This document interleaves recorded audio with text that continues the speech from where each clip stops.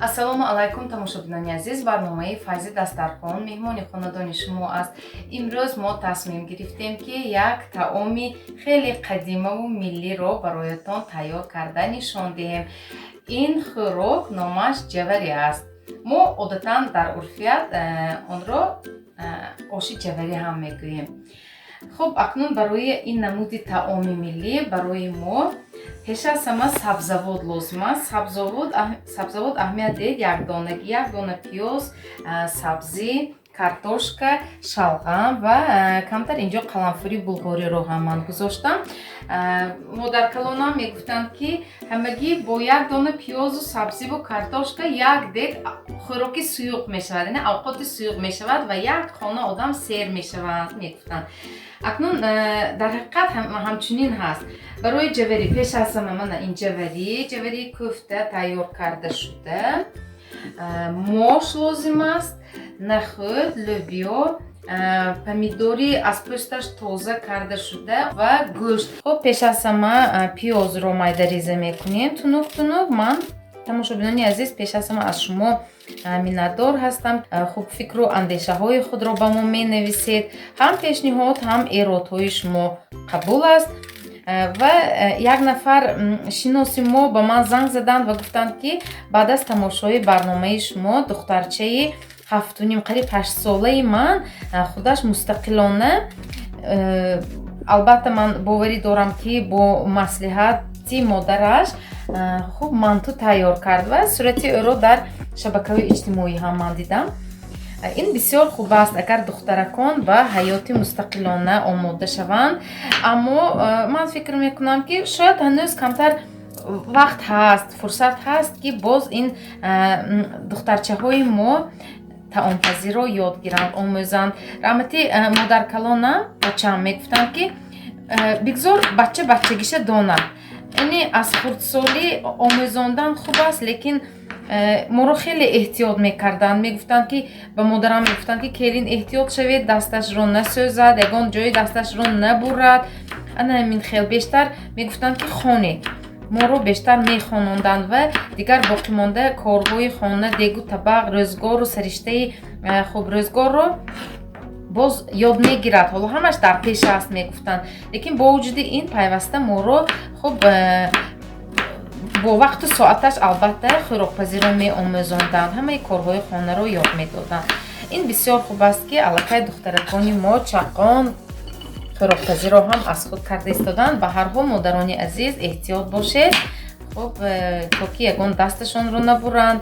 духтарча ҳоло камтар хурд аст, лекин бисёр хуб. офарин, ман боварӣ дорам ки оянда аз вай як бисёр кадбонӯи моҳир мебарояд ва хӯрокҳои бомазаро тайёр карда ба аҳли оилааш пешкаш мекунад. ва навори ҳамин омода намудани мантуро ҳам ба мо фиристоданд, яъне падари ҳамин духтарак ба мо дастрас намуданд. наворро мо тамошо кардем, ана алҳол дар экранҳои худ шумо ҳам дида истодаед. бисёр моҳирона иҷро мекунад. ин бисёр хуб аст. хуб, аз хурдсолӣ агар боз намуди таомҳоро тайёр кардани онро ёд гирад, боз бар манфиати худаш аст. ба ҳар ҳол эҳтиёт бошед, эҳтиёт кунед. имрӯз дастёраки ман, наворбардори мо Азамҷон аст. боз Азамҷон, чӣ хел наворҳо зебо сабт шуда истоданд?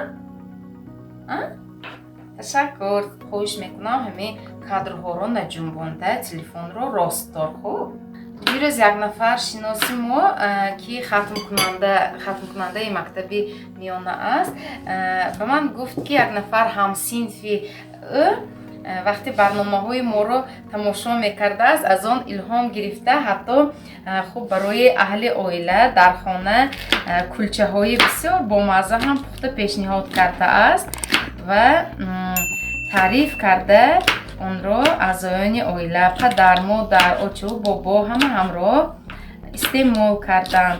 ин бисёр хуб аст вақте барномаҳои моро шумо тамошо мекунед ва аз он барои худ як дарси намунавӣ мегиред. ман боварӣ дорам ки албатта ҳама духтаракон аз ӯҳдаи сариштаи рӯзгор мебароянд, яъне дегу табақро ӯҳда карда метавонанд. акнун гӯштро ҳам майда реза мекунем. майда пора мекунем гӯштро. хуб ҷавари бисёр хӯроки бомазза ҳам мешавад. онро дар оилаи мо ҳама хеле дӯст медорем. ман тез тайёр мекунам. бахусус ин хӯрокро агар ҳангоми нисфи рӯзӣ истеъмол кунед бисёр хуб аст, ҳазм шуданаш ҳам осон аст, чунки инҷо мо мошро ҳам истифода мекунем.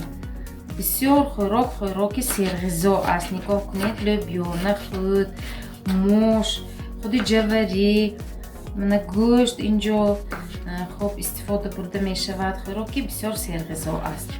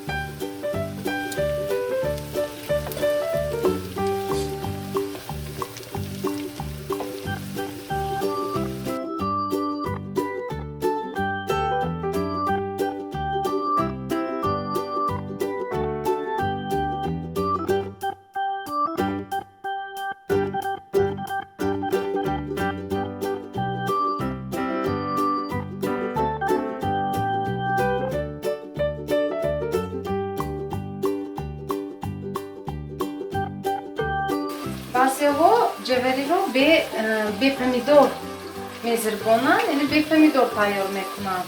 сурх не, яъне сурх шуданаша намехоҳанд. онҳо камтар хуб сафедак бошад мегӯянд, лекин мо камтар помидор ҳамроҳ мекунем, то ки ранги авқоти мо хушрӯ шавад. то камтар зирбидани дег, маҳсулоти дег, то камтар зирбидани маҳсулоти дег мо мошро шуста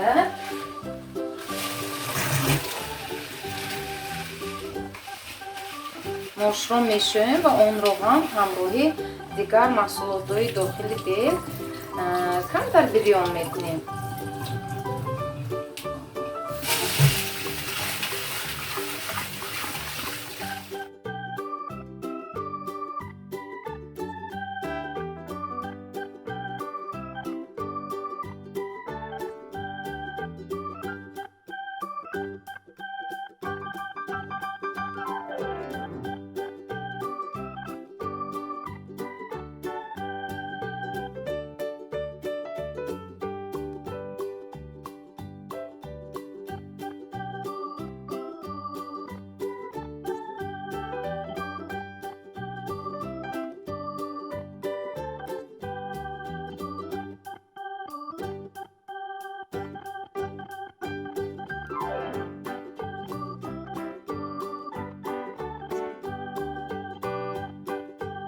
баъди об андохтан мо якбора ҷавариро ҳам ба дег меандозем.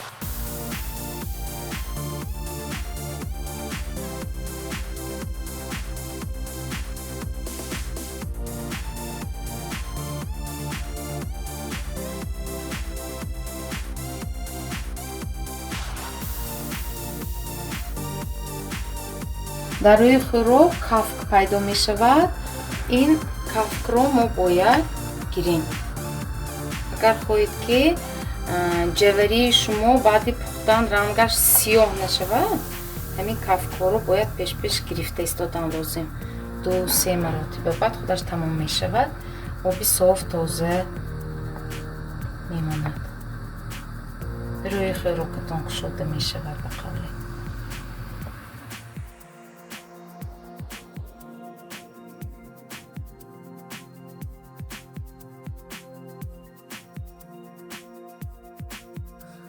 дег ҷӯшида истодааст. ман ҷавариро то 3 соат меҷӯшонам. дар ин муддат боз дигар корҳои хонаро ба сомон расонидан мумкин аст. чӣ қадар бисёр ҷӯшад, ҳамон қадар бомазза мешавад.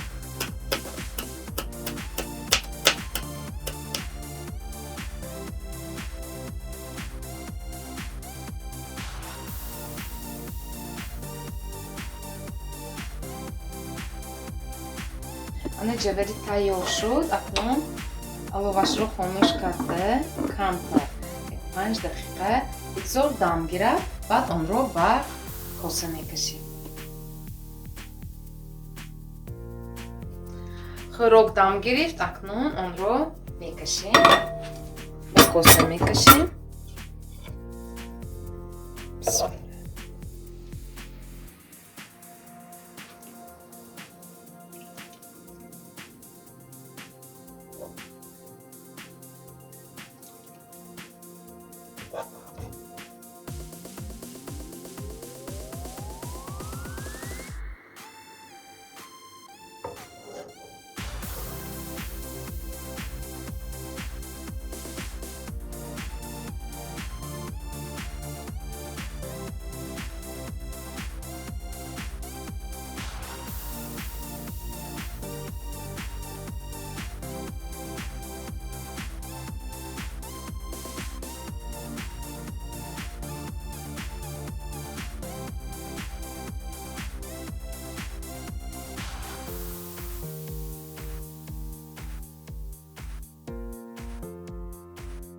خب тамошобинони азиз, хӯрок тайёр, марҳамат ба таоми ҷаварӣ бо иштиҳои том онро дар хона шумо низ тайёр карда тановул намоед. Боз кадом хӯрокҳои миллиро мо тайёр кунем, шумо ба мо нависед, бо мо дар тамос бошед. Мо бо хурсандӣ бо ҷону дил онро дар хона пухта боз нишон медиҳем. Ман боварӣ дорам ки шумо низ соҳибхоназанҳо бо кадбонуҳои моҳир ҳастед ва дар хона ҳама гуна намуди таомҳои миллиро барои аҳли оила тайёр мекунед. дар ҳамин ҷо барномаи Файзи Дастархон ба интиҳо мерасад. То барномаи дигар дар паноҳи Худо бошед. хайр.